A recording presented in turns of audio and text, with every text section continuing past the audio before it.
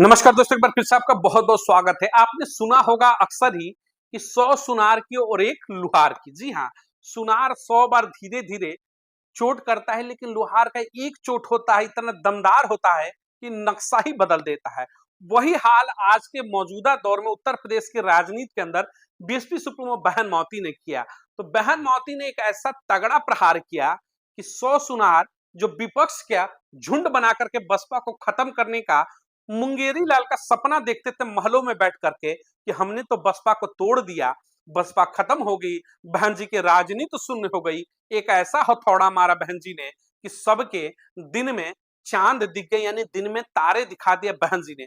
तो चलिए खबरों को विस्तार से शुरू करते हैं और आपको बताते हैं कि बहन जी का हथौड़ा आखिर क्यों विपक्ष झेल नहीं पाया। स्क्रीन पर देखिएगा, बीएसपी सुप्रीमो बहन मावती की तस्वीरें देख रहे होंगे। अपने जन्मदिन के अवसर पर इन्होंने प्रेस कॉन्फ्रेंस किया। प्रेस कॉन्फ्रेंस के दौरान इन्होंने कहा कि बसपा लौट करके आएगी। इस शब्द को सुनने के लिए यकीन मानिएगा, उत्तर प्रदेश के बहुजन समाज हो या फिर देश का बहुजन समाज, कितने सालों से उसके कान तरस गए थे। बहन जी ने पूरे आत्मविश्वास से भर करके कहा कि घबराओ मत, बसपा लौट करके आएगी। समझिएगा कि शब्द को सुन करके उत्तर प्रदेश के बहुजन समाज के अंदर एक नई ऊर्जा का संचार हो गया। जी हाँ, उन तमाम विरोधी चेहरों के मुंह पर एक जोरदार झन्नाटेदार तमाचा लगा जो कहते थे कि बसपा खत्म हो चुकी है। बहन जी ने कहा कि हम विचारों की राजनीति करते हैं, शायद इसलिए मौजूदा दौर में थोड़ी दिक्कतों का सामना कर रहे हैं। यानी कि हम विचारों की राजनीति कर रहे हैं, इसलिए विपक्ष के जो तमाम चेहरे हैं वो झुंड बना करके बसपा को तोड़ने के लिए लगे हैं। जी हाँ, इस शब्द को उन्होंने कहा कि बसपा को तोड़ने के लिए तमाम विपक्ष के राजनीतिक दल सिद्धांतों से समझौता करके राजनीति करते हैं ताकि बसपा को तोड़ दिया जाए। लेकिन बसपा अपने सिद्धांतों को लेकर के, अंबेडकरवाद के विचारों को लेकर के राजनीति करती है और इसी पर राजनीति करेगी। जब मीडिया ने सवाल पूछा कि बहन जी आप गठबंधन क्यों नहीं करती, आपको गठबंधन करना चाहिए, तो बहन जी ने कहा कि गठबंधन करके अपने सिद्धांतों की तिलांजलि नहीं दे सकती है बसपा। हमने प्रयास किया था गठबंधन का, लेकिन गठबंधन में सिर्फ और सिर्फ धोखा मिला और हमारे सिद्धांतों के साथ खिलवाड़ किया गया, सिद्धांतों को तोड़ने का प्रयास किया गया, अंबेडकरवाद के विचारधारा को। इसलिए हमने अब गठबंधन करने से मना कर दिया है।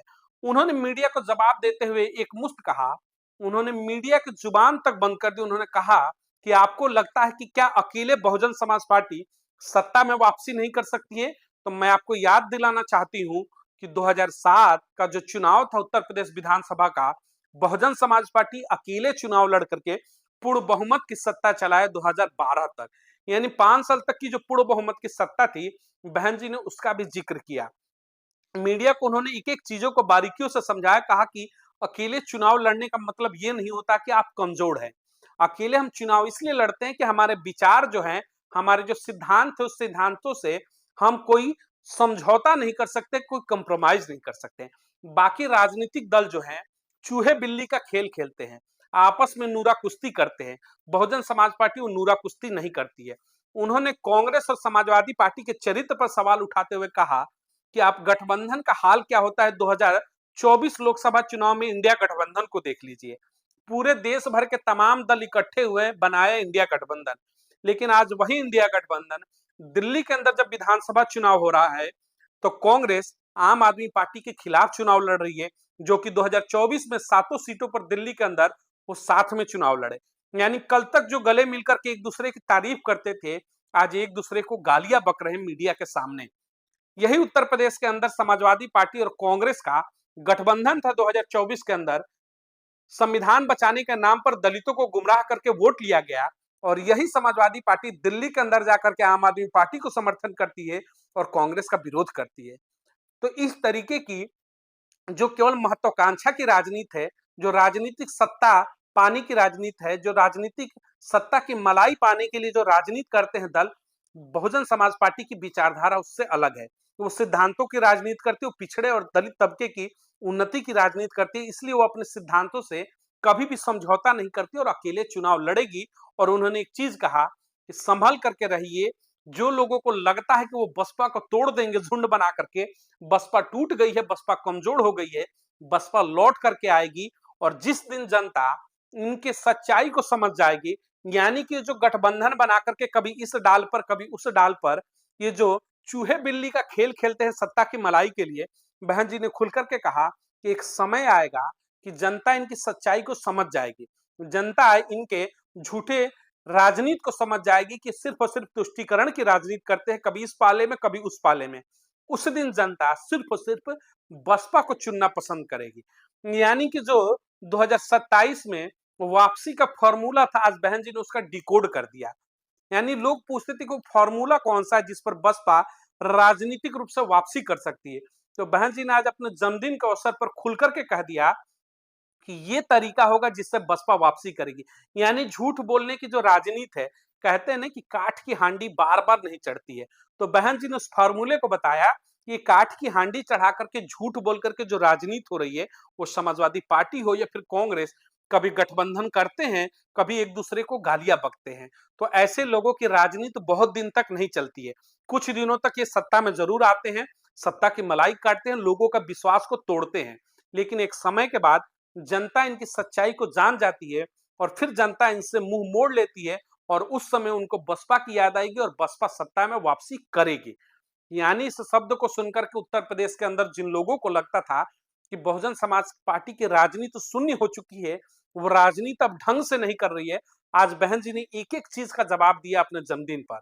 खुल करके बताया कि किस तरीके से सत्ता में हम वापसी करेंगे और किस विचारधारा को लेकर के हम लड़ाई लड़ते हैं। हम नीली टी शर्ट पहन करके नकली अम्बेडकरवादी नहीं है। हम अम्बेडकरवाद वाले हम अम्बेडकरवाद के वो चेहरे हैं जो बाबा साहब भीमराव अम्बेडकर के लिखे संविधान को सर माथे पर रखते हैं, उसका सम्मान करते हैं। राजनीतिक मंचों पर उसे लहरा करके एक लाल डायरी यानी लाला साहब की डायरी बना करके उसका अपमान नहीं करते हैं। संविधान वो है जिसकी पूजा होनी चाहिए, जिसको 100% लागू होना चाहिए। ये वो चेहरे हैं जो संविधान मंचों पर तो लहराते हैं, कहते हैं कि संविधान खतरे में है, लेकिन अपनी सत्ता शासन में 65 सालों में कांग्रेस ने 100% संविधान लागू करने से भी 100 बार सोचा होगा, नहीं कर पाई। सैकड़ों संशोधन करके कांग्रेस ने संविधान को कमजोर करने का काम किया और मंचों पर लहरा करके उनका युवराज कहता है कि हम संविधान बचाने आए हैं। तो बहन जी ने आज तमाम चीजों को लेकर के इतनी बारीकियों के साथ बातों को रखा कि उनकी बातों को जिन लोगों ने भी सुना, उनको विश्वास हो गया कि लौट करके आएंगे, बसपा लौटेगी।